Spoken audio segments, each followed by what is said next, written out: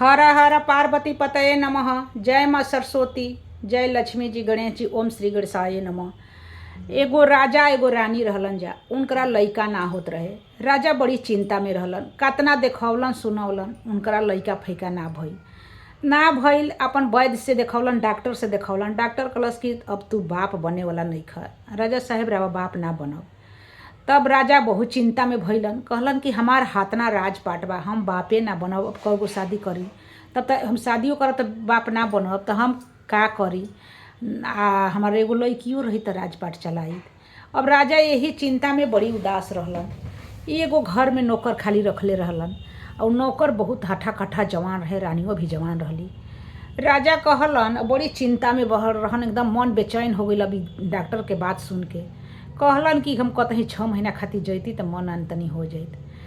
कहलन रानी से कि ये रानी, हम कतहीं जाइल चाहतनी, 6 महीना खातिर जातनी, तू घर द्वार अच्छा से रखिए, राजपाट बढ़िया से रखिए, आ जौन काम हुई तो नौकर से कही आ हमरा से बताइए चिट्ठी फोन पर।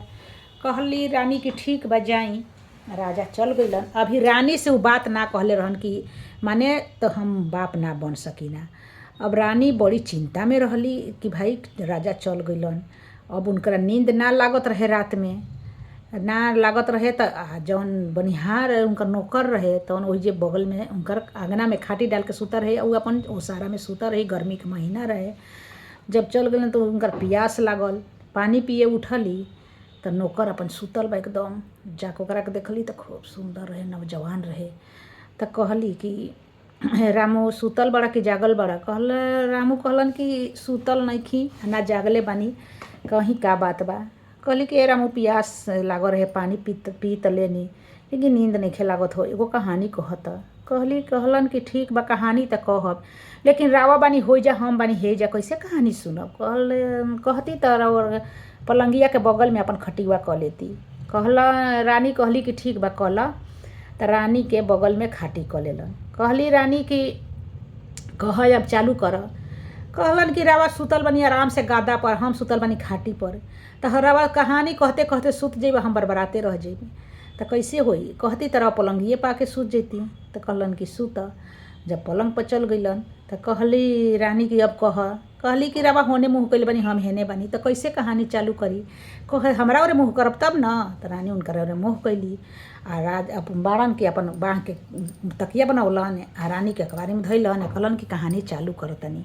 एगो तोता रहे, एगो मैना रहे। एगो तोता कहलस मैना से कि आई लव यू।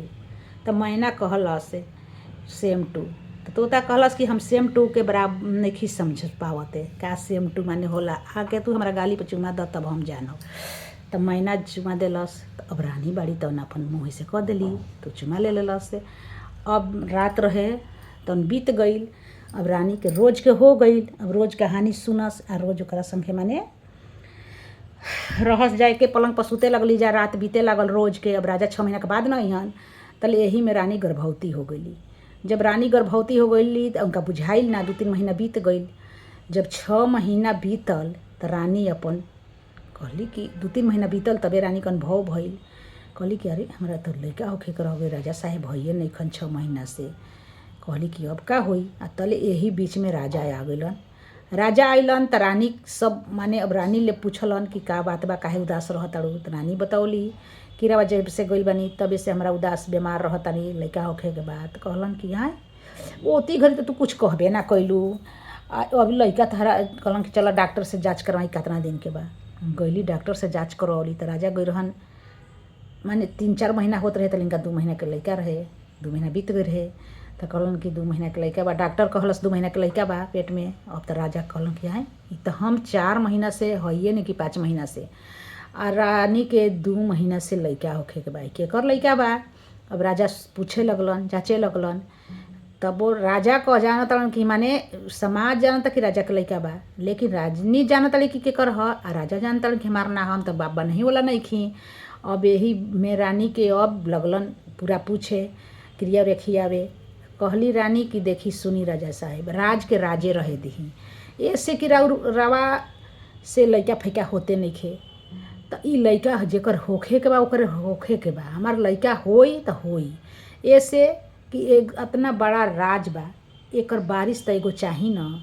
राजा कहलन ई त बात सही बा, लेकिन तू बता सकेलू कि केकर खून तारा पेट में पलता। तो कहली रानी कि हम तो बता ना सकीना, लेकिन एगो शरीयत बा, हम बताइयो देव तो रहब ओकरे संगे, हम रावा संगे रहब ना। तो कहलन कि कैसे होखी कि हमार बारिश माने हमरा के तू बारिश दे सकेलू। कहली कि हम बारिश जेकर हो ओकरे संगे हम रहब, रावा संगे हम रहबो ना करब। रावा जब शारीरिक सुख देबे ना करब तो हमरा धन दौलत से का मतलब बा। कहलन राजा कि तो बता सकेलू केकर ह। कहली कि हम बताइब ना, हम आज से राउर घर आ दुआर दोनों छोड़ के जातनी। बताई रानी के उतना राजमहल राजपाट एगो मामूली नौकर के संगे वो घर छोड़ के निकल गईली। घर छोड़ के निकल गईली, वन में गईली जा। एगो वन में साधु के कुटिया रहल। उस साधु अपन उनकरा के रहे के पनाह दिलस दोनों जना के। अब दोनों जना ओइजे रहे लगलन जा, मेहनत मजदूरी करे लगलन जा। त उनकरा लइका भइल, खूब सुंदर लइका भइल। अब वही में रहे लगल जा, पोषण पालन होखे लागल। रानी अपन पूजा पाठ करस, उ अपन कतहीं से जाके अपन मेहनत मजदूरी करके कमा के ले आवस, 3 आदमी के खाना बने।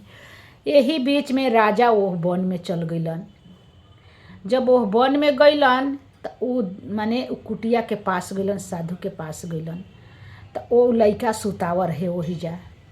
आ रानी चल गई रही कतहीं घूमे पूजा करे, आ साधु जे बैठा रहलन। आ उ बनिहार बाड़न तन नौकर तन कमाई कतहीं चल गई रहन। राजा गईलन, कहलन कि प्रणाम साधु जी। कहलन कि खुश रही राजा, कहाँ से आ गई बनी। कहलन कि घूमत घूमत असें चलनी, मन बहुत विचित्र बा। देखी ना हमरा लइका होखता, आ जौन रानियो रही तौनो छोड़ के चल गईली। बताई है कितना सुंदर लइका बा, ई केकर लइका ह।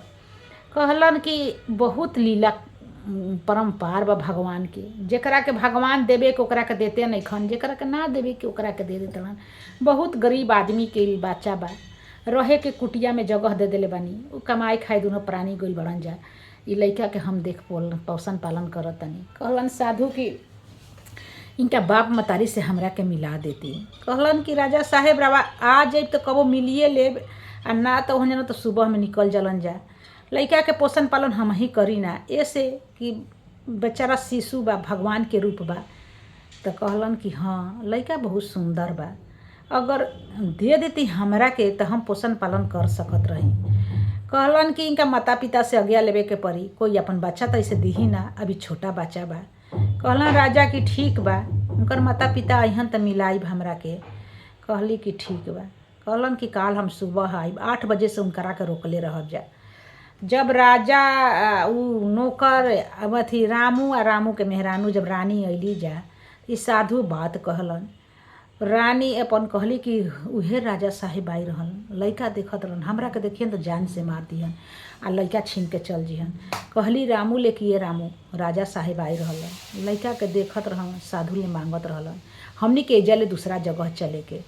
कहलन कि रामू भी ठीक कहतनी, राजा साहेब अपना लइका के ले लिहन, हमार लइका है लेकिन उ अपना खातिर ले लिहन, धन के लालच दिहन चाहे मरवा दिहन, उन उनके राज में बढ़वे कइल बन जा। होत भोरे रातही में उजले कुटिया छोड़ के दोनों जानी निकल गईली जा। जब दोनों जानी निकल गईली जा, जात जात जात जात कुछो राज कोनो राज में दूसरा राज में चल गईली जा। ओजा गईली जा त रानी सुंदर रहबे करही, एगो लइका रहबे कर रहे, रामू रहलन। जब ओह गांव में गईली जा तो ओह गांव के राजा के दुआर पर गईली जा। कहली जा कि राजा एगो हमरा के नौकरी कोनो चीज में अपना घर में रखी, चाहे कतहीं कुछो दे दी, बहुत हम दुख के मारल बानी। तो राजा कहलन कि हमरे घरे रह जा। तो खाना बनावे आवेला तो हाँ। तब रानी रहबे ना करी हो जा, राजा के रानी ना रहली ना लइका रहे। अब उ रानी आ रामू आ उन लइका तीनों जना ओजे रहे लगलन। रामू बाहर के करस से आ रानी भीतर के खाना बनावस। जब बनावते बनावते एक दिन राजा रानी नहा के निकलत रही, बाहर से खुला रहे, पहनले रही कपड़ा खाली माने साधारण कपड़ा में रही, आ बार झाड़त रही, रानी रहबे करी सुंदर रही। राजा देख के उनकरा पर मोहित हो गईलन। कहलन कि रानी के बोलवलन, कहलन कि तहर का नाम हबी त नाम तहर पूछबे ना कैनी। कहली कि हमार नाम राधा ह। कहलन कि ए राधा तहार बहुत खूबसूरत बाड़ू, तू काहे ऐसना से शादी कैलू। कहली कि हमार कर्म के बात बा, बहुत लंबा खिस्सा बा। शादी त अपना मर्जी से ना भामातारी करेला, झूठ बोलली। लेकिन राजा साहेब हमनी के खुश बानी जा। कहलन कि खुशी के कारण, कहलन कि खुशी के कारण हमार लइका और राजपाट, हम तो बहुते राजपाट देखनी आ राजपाट छोड़ के हम आइयो गइल बानी। हमरा राजपाट ना चाही, हमरा शारीरिक जे सुख दी ओकरे संगे हमरा रहे के बा। कहलन कि तहरा के भरपूर हम शारीरिक सुख देब आ राजपाट सब देब, रानी बना के तोहरा के रखब, तू हमरा घरे रह सकताड़ू, तोहरा लइको के सुख देब, तोहरा पतियों के देब। कहली कि जब हम रानी राउर बन जी तोहर पति के सुख कैसे मिली। कहलन कि हम तहरा से शादी करतनी, उनका के हम धन दौलत दे देब। कहलस कि ठीक बा। रामू के बोलौलन। रामू ले कहलन कि रामू तू सच सच बताव, ई कोई हई कि तहरा औरत है। रामू सारा सच कहानी कहलस। कहलन राजा कि रामू तू अपना परिवार में जा, तहरा के हम धन दौलत और घर रहे के दे, बाल बच्चा के साथे आनंद विहार कर, आई लइका के आई रानी के जे छोड़ द, हम इनका से शादी करब, इनका से बहुत हमरा प्यार हो गइल बा। कहलन कि ठीक बा, रखी राउर जैसन मर्जी, हम तो भाई अब हमरा साथे रहबे करी तो ढोही के रहे। लेकिन बेचारा अब का करो रामू, अब मेहरानुओ रहे, बालो बच्चा रहे। रानियों अपन देखली कि धन दौलत बा, राजा राजकुमार बड़बे कइल बड़न, अब उनकरा ले शादी कर लेली आ रहे लगली, राजपाट मिलिए गइल, लइका के लइको मिल गइल आ उनकरा बढ़िया से रहूँ लगली। यही से देखी एगो राजा ले शादी कैली, फिर अपन नौकर ले कैली, नौकर से बाद कर्म में जेकरा धन दौलत लिखल रहेला ओकर पीछा कबो ना छोड़ला, ओकरा कहीं ना कहीं मिले के बा। हाय हाय का करे के बा जिंदगी में। कहानी अच्छा लगी तो लाइक शेयर कमेंट कर देव जा।